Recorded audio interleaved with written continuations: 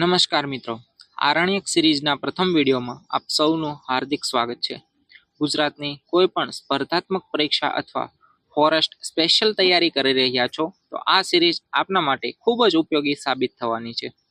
આજના વિડીયોમાં આપણે પર્યાવરણનો પાયો સમજશું, એટલે કે પર્યાવરણના સ્વરૂપો, ઘટકો, તેના પ્રકારો વિશે એકદમ સામાન્ય માહિતીથી શરૂઆત કરીશું. જેમ મકાન બનાવો તેમાં કપચી, રેતી, ઈંટ, સિમેન્ટ આ બધી જ વસ્તુ નાખો છો, પણ મકાન સરસ કમ્પ્લીટ બની ગયા પછી આ બધી વસ્તુ દેખાતી નથી. એવો જ આજનો વિડીયો છે. ઉપયોગી માહિતી ઓછી મળશે, પણ આગળ તમારે ઇમારત ઊભી કરવી હશે તો તેમાં આ પાયો જ છે. અને આમ પણ આપણા સિલેબસમાં સૌ પ્રથમ આપેલો છે આ ટોપિક, એટલા માટે સૌ પ્રથમ આપણે અહીંથી શરૂઆત કરીએ છીએ. ટોપિકની સાથે તેમાંથી નીકળતા મહત્વના પ્રશ્નો પણ જોઈશું, અને જ્યારે આખો ટોપિક આપણો સંપૂર્ણ પૂર્ણ થઈ જાય ત્યારે તેમના પ્રશ્નો, PYQ અને તે ટોપિકમાંથી ટેસ્ટનું આયોજન પણ આપણે કરીશું. ટૂંકમાં કહીએ તો આ સિરીઝ તમે આખી જોશો તો તમારે પરીક્ષામાં કંઈ જ બાકી નહીં રહે, કોઈ પણ પ્રશ્ન આનાથી બહાર નહીં આવે. ટૂંકમાં આ સિરીઝ આપના માટે ખૂબ જ ઉપયોગી સાબિત થવાની છે, તો તમામ વિડીયોને પણ અંત સુધી જોજો અને આ સિરીઝમાં પણ છેક સુધી સાથે રહેજો, તો ચોક્કસ સફળતા તમારા પાસે આવશે જ. તો ચાલો શરૂ કરીએ વન મિશન ફોરેસ્ટ સિલેક્શન. તો મિત્રો, પર્યાવરણ વિષયની જો તમે તૈયારી કરી રહ્યા છો તો તેમાં મુખ્યત્વે 3 શબ્દો સમજવા જરૂરી છે, જે આપણને સ્ક્રીન પર દેખાય છે. પહેલું છે પર્યાવરણ, બીજું છે પારિસ્થિતિકી અને ત્રીજું છે ઇકોલોજી. આ 3 શબ્દોને સમજવા ખૂબ જ જરૂરી છે. તેમાંથી આ વિડીયોની અંદર સૌપ્રથમ શબ્દ પર્યાવરણ આપણને આપેલો છે. આ પર્યાવરણ શબ્દને આપણે આ વિડીયોની અંદર સમજીએ. તો સૌપ્રથમ સ્લાઇડની અંદર આપણને ઉપર આપેલું છે એન્વાયરમેન્ટ. તો એન્વાયરમેન્ટ શબ્દ જે છે તે ક્યાંથી આવેલો છે? તો ફ્રેન્ચ શબ્દ છે. આ એન્વાયરમેન્ટ છે તે ફ્રેન્ચ ભાષાના શબ્દ કયો એન્વાયર્ન અથવા એન્વાયોનર પરથી આવેલો છે. તો આ શબ્દ જે છે તે બેઠો પરીક્ષાની અંદર આપણને પૂછાઈ શકે કે એન્વાયરમેન્ટ છે તે કઈ ભાષાના શબ્દ ઉપરથી આવેલો છે. તો આપણને આ બેઠું પ્રશ્ન પહેલો જ પૂછાઈ શકે. સાથે એન્વાયરનનો અર્થ થાય છે આસપાસ, એટલે કે આસપાસનું વાતાવરણ. તો આ જે છે તે ખાસ આપણે ધ્યાનમાં રાખીશું. સાથે આપણને સંધિ એટલે કે શબ્દાર્થ આપેલી છે. પરી એટલે કે ચારે બાજુનું, એટલે કે આસપાસ, અને આવરણ એટલે કે ઘેરતું સ્તર. એટલે આ મળી અને પર્યાવરણ શબ્દ બને છે. સાઈડમાં આપણને વ્યાખ્યા આપેલી છે. પર્યાવરણ એટલે સજીવને ચારે બાજુથી ઘેરતું આવરણ. સરળ વ્યાખ્યા આપણે જોઈએ તો સજીવના વિકાસ, વૃદ્ધિ અને જીવન પર અસર કરતી તેની આસપાસની બધી પરિસ્થિતિઓને પર્યાવરણ કહેવામાં આવે છે. તેની કાયદાકીય કોઈ વ્યાખ્યા આપણે જોઈએ તો આપણને એક નિયમમાં આપેલી છે. પર્યાવરણ સુરક્ષા અધિનિયમ 1986માં આપણને આપેલી છે. તો 1986ના અધિનિયમ મુજબ પર્યાવરણમાં ભૌતિક પ્લસ જૈવિક પરિસ્થિતિઓ અને તેમની પારસ્પરિક ક્રિયાઓનો સમાવેશ થાય છે. આને આપણે પર્યાવરણ તરીકે ઓળખીએ છીએ. નીચે આપણને શોર્ટમાં યાદ રહી જાય તે રીતના શોર્ટમાં આપેલું છે. પર્યાવરણ બરાબર જૈવિક પ્લસ અજૈવિક ઘટકોનો સમૂહ. તો આ થયું પર્યાવરણની વ્યાખ્યા. પર્યાવરણ શબ્દ ક્યાંથી આપેલો છે, તેનો અર્થ શું થાય છે, કયા ભાષામાંથી આવેલો છે, આ વસ્તુ આપણે ખાસ યાદ રાખીશું. નેક્સ્ટ આપણને આપેલું છે પર્યાવરણના 3 મુખ્ય સ્વરૂપો. તો આ 3 મુખ્ય સ્વરૂપો છે તે આપણને પરીક્ષાની અંદર બેઠા જ પૂછાય છે. પ્રશ્ન આ રીતના પૂછાય છે કે પર્યાવરણના મુખ્ય કેટલા સ્વરૂપો છે, કયા કયા? તો તેમાંથી પહેલું છે ભૌતિક અથવા કુદરતી પર્યાવરણ, બીજું છે માનવ સર્જિત અથવા સાંસ્કૃતિક પર્યાવરણ, અને ત્રીજું છે માનવ પર્યાવરણ. તો એકદમ ઈઝી વ્યાખ્યાની અંદર આપણે સમજીએ પ્રથમ ભૌતિક અથવા કુદરતી વાતાવરણ, કે કુદરત દ્વારા બનેલું પર્યાવરણ અને ભૌતિક અથવા કુદરતી પર્યાવરણ કહે છે. ઉદાહરણ આપણે જોઈએ તો ભૂમિ, જળ, હવા, આબોહવા, પર્વતો અને જળાશયો, મતલબ કુદરતી તમામ વસ્તુ. બીજું છે માનવ સર્જિત અથવા સાંસ્કૃતિક પર્યાવરણ. તો આની અંદર શું છે કે મનુષ્ય દ્વારા રચાયેલ પર્યાવરણ, તેને આપણે માનવ સર્જિત પર્યાવરણ કહે છે અથવા તો સાંસ્કૃતિક પર્યાવરણ કહે છે. ઉદાહરણની અંદર જોઈએ તો માનવ શું બનાવે? ઇમારતો, રસ્તા, પુલ, ઉદ્યોગ, શહેરો, પ્રદૂષણ, આ બધું છે તે માનવ સર્જિત અથવા સાંસ્કૃતિક પર્યાવરણ કહેવામાં આવે છે. અને ત્રીજું છે માનવ પર્યાવરણ.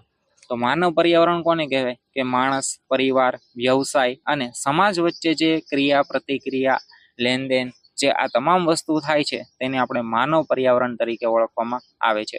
ઉદાહરણ જોઈએ તો શિક્ષક, ધર્મ, અર્થતંત્ર, રાજકારણ, સામાજિક જીવન, આ તમામ વસ્તુ છે તે માનવ પર્યાવરણ સાથે જોડાયેલું છે. આપણે તમામ વસ્તુ છે તે એકદમ યાદ રહી જાય તે રીતના આપણે છે તે બધું સેટ કરેલું છે. એ જ રીતના આપણે સ્લાઇડ બનાવેલી છે કે જેનાથી તમે એક વખત જોવ તો તમને એકદમ સરળતાથી છે તે એકદમ યાદ રહી જાય. ચિત્ર જોઈ અને આપણને એકદમથી સરળતાથી યાદ રહી જાય છે.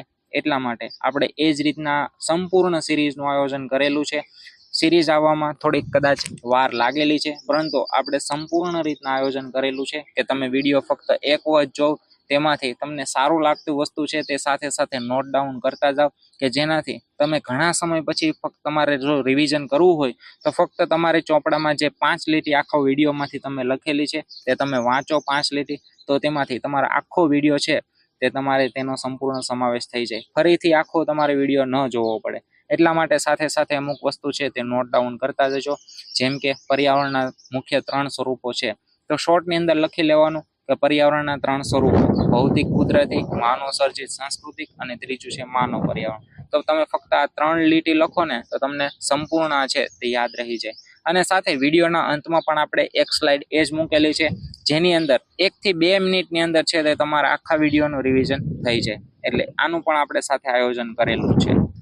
ત્યારબાદ છે પર્યાવરણના મુખ્ય ઘટકો વિશે. તો પર્યાવરણના મુખ્ય 2 ઘટકો છે.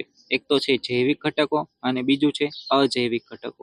નામ વાંચતા, શબ્દ સાંભળતા જ આપણને ધ્યાનમાં આવી જાય કે જૈવિક ઘટકો એટલે કે જીવંત ઘટકો. વનસ્પતિ, પ્રાણી, માનવ અને સૂક્ષ્મ જીવાણુ, આ તમામ વસ્તુ એકબીજા પર આધાર રાખે છે. અને આ તમામ વસ્તુ છે તે જીવંત વસ્તુ છે, એટલે આને જીવંત ઘટકો અથવા જૈવિક ઘટકો તરીકે પણ ઓળખવામાં આવે છે. બીજું છે અજૈવિક ઘટકો. તો તે પણ નામ સાંભળતા જ આપણને ખ્યાલ આવી જાય કે નિર્જીવ અથવા તો ભૌતિક ઘટકો. આની અંદર સમાવેશ થાય છે ભૂમિ, જળ, હવા, પ્રકાશ, તાપમાન, ક્ષાર, ખનિજ. આ તમામ વસ્તુ છે તે નિર્જીવ, ભૌતિક અથવા તો અજૈવિક ઘટકો તરીકે ઓળખવામાં આવે છે. નીચે આપણને આપેલું છે જીવન માટે બંને ઘટકો અનિવાર્ય છે, એટલે કે જૈવિક પ્લસ અજૈવિક ઘટકો બરાબર સંતુલિત પર્યાવરણ. એટલે આ થયું આપણું પર્યાવરણના મુખ્ય 2 ઘટકો. આમાંથી પરીક્ષાની અંદર બેઠું જ પૂછાય છે પર્યાવરણના કેટલા ઘટકો છે, અથવા તો પર્યાવરણના મુખ્ય 2 ઘટકો કયા કયા છે.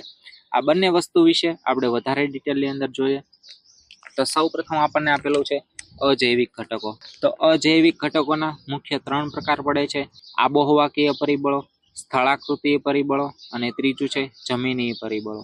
તેની અંદર સૌપ્રથમ શોર્ટની અંદર આબોહવાકીય પરિબળો વિશે આપણે જોઈએ તો તેની અંદર આવે છે સૂર્યપ્રકાશ, તાપમાન, વરસાદ, ભેજ અને હવા.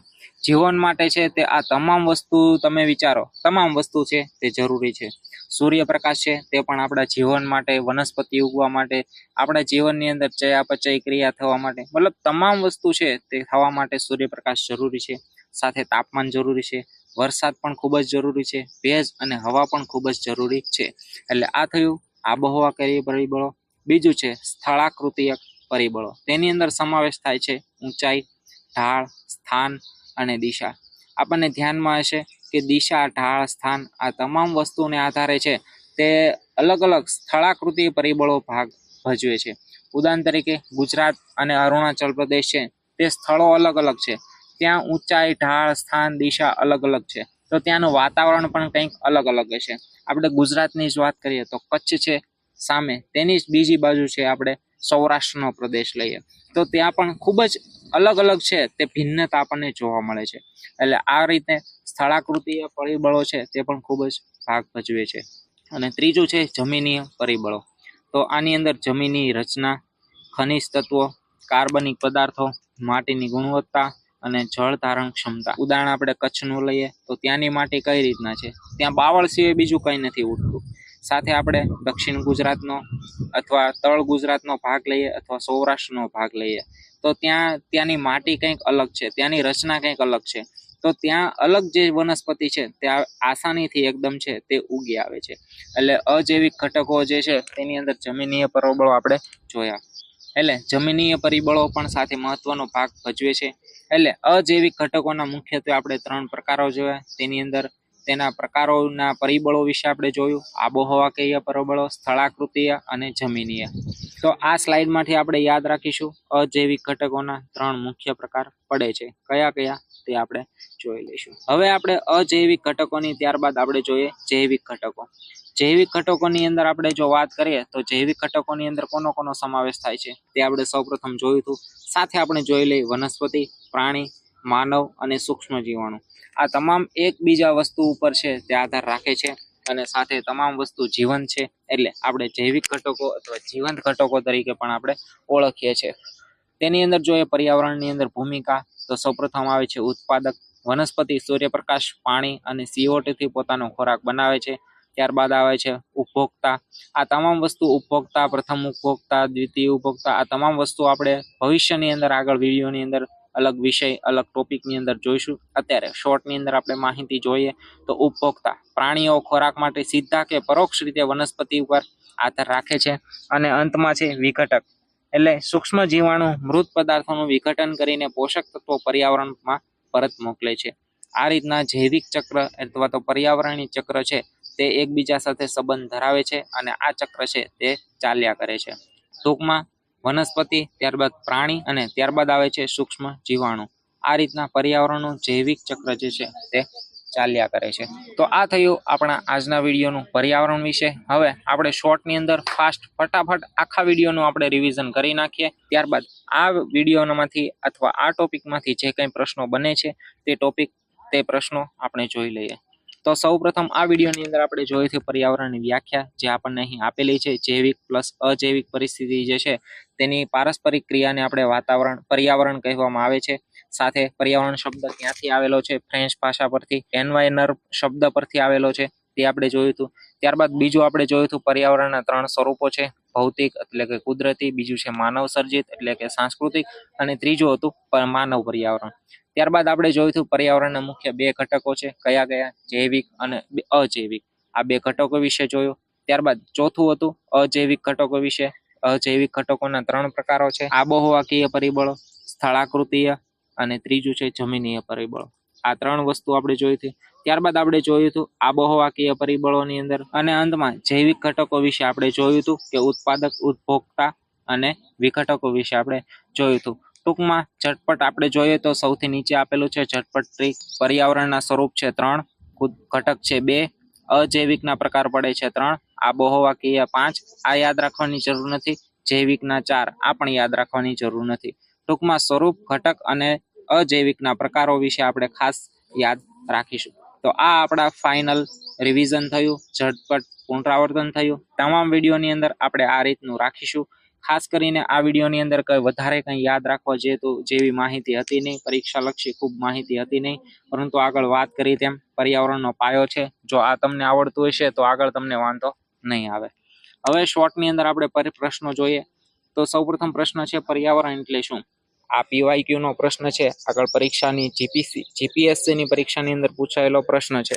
તો સૌપ્રથમ આપણને ઓપ્શન આપેલો છે: તેની આસપાસ અસ્તિત્વ ધરાવતી જમીન, પાણી, હવા, વનસ્પતિઓ અને પ્રાણીઓની કુદરતી દુનિયા. બીજું છે ચોક્કસ સમયે મનુષ્યની આસપાસ રહેલી પરિસ્થિતિઓનો કુલ સરવાળો. અને ત્રીજું છે એકબીજા સાથે જોડાયેલા ભૌતિક, જૈવિક અને સાંસ્કૃતિક તત્વોની આંતરક્રિયા કરતી સિસ્ટમ. કે ઓપ્શન ડી ઉપરના તમામ. તો એકદમ ઈઝી છે, એકદમ સહેલું છે. આનો રાઈટ આન્સર આવે છે ઓપ્શન ડી ઉપરના તમામ. ત્યારબાદ બીજું છે સામાન્ય રીતે પર્યાવરણને નીચેના શ્રેણીઓમાં વર્ગીકૃત કરી શકાય છે. એટલે કે કઈ શ્રેણીમાંથી વર્ગીકૃત કરી શકાય છે અને નીચેનામાંથી કઈ આ શ્રેણીનો ભાગ નથી? તો આપણે આગળ વિડીયોની અંદર જોયું હતું તે મુજબ ઓપરેશનલ એન્વાયરમેન્ટ એટલે કે કાર્યકારી પર્યાવરણ, બીજું છે ભૌતિક પર્યાવરણ એટલે કે ફિઝિકલ, ત્રીજું છે કલ્ચરલ એન્વાયરમેન્ટ એટલે કે સાંસ્કૃતિક પર્યાવરણ, અને છેલ્લું છે બાયોલોજિકલ એન્વાયરમેન્ટ એટલે કે જૈવિક પર્યાવરણ. તો આપણે આગળ જોયું હતું, ઘણી વખત 3 થી 4 વખત આપણે ગોખ્યું હતું. તો આની અંદર રાઈટ આન્સર આવે છે ઓપ્શન એ ઓપરેશનલ પર્યાવરણ એટલે કે કાર્યકારી પર્યાવરણ. આ તેનો ભાગ નહોતો. બીજા તમામ ભાગો હતા ભૌતિક, સાંસ્કૃતિક અને જૈવિક પર્યાવરણ. એટલે રાઈટ આન્સર આવે છે ઓપ્શન એ. ત્રીજો પ્રશ્ન છે એન્વાયરમેન્ટ શબ્દ કઈ ભાષા પરથી લેવામાં આવેલો છે? ગ્રીક, ફ્રેન્ચ, અંગ્રેજી કે રોમન? તો આપણે એકદમ જાણીએ છીએ, એકદમ ઈઝી પ્રશ્ન છે. રાઈટ આન્સર આવે છે ઓપ્શન બી કે ફ્રેન્ચ. એન્વાયરમેન્ટ શબ્દ છે તેના પરથી આવેલો છે. આનો અર્થ થાય છે આસપાસ. ત્યારબાદનો પ્રશ્ન છે પર્યાવરણ સુરક્ષા ધારો કયા વર્ષમાં જાહેર થયો હતો? 1952, 1972, 1976 કે 1986? તો આ પ્રશ્નનો તમારે કોમેન્ટની અંદર જવાબ આપવાનો છે. આનો સાચો જવાબ શું છે? અને અને આ સંપૂર્ણ ટોપિક આપણો હજી પૂરો થયો નથી. પ્રથમ ડોઝ હતો, પ્રથમ વિડીયો હતો, એટલે આપણે શોર્ટની અંદર ફક્ત સામાન્ય પાયો આપણે જોયો છે. આ સંપૂર્ણ ટોપિક આપણો પૂર્ણ થાય પછી આપણે તેની ટેસ્ટ લેવાના છે, તેના PYQ આપણે જોવાના છે અને તેમાંથી નીકળતા તમામ પ્રશ્નો વિશે આપણે જોઈશું. તો જો આ વિડીયો તમને ઉપયોગી થયો હોય તો વિડીયોને લાઇક કરી દેજો. વધુમાં વધુ મિત્રો આ આરણ્યક સિરીઝ સાથે જોડાય તે માટે વિડીયોને શેર કરી અને ચેનલને સબસ્ક્રાઇબ કરી દેજો. બેલ આઇકનને પ્રેસ કરી દેજો, જેનાથી વિડીયો અમે મૂકીએ તો સૌપ્રથમ તમને મળી જાય. સાથે આ વિડીયોની અંદર શું શું સુધારો કરવા જોઈએ, કંઈ સજેશન હોય, કંઈ એડ કરવું હોય તો તમે કોમેન્ટની અંદર જણાવજો. આવતા વિડીયોની અંદરથી અવશ્ય આપણે તે સુધારો અથવા કોઈ સજેશન હશે તે આપણે એડ કરી દઈશું. તો આરણ્યક સિરીઝના આગામી ભાગમાં ફરી એક નવા મહત્વપૂર્ણ વિષય સાથે મળીશું. ત્યાં સુધી વન મિશન ફોરેસ્ટ સિલેક્શન. ધન્યવાદ.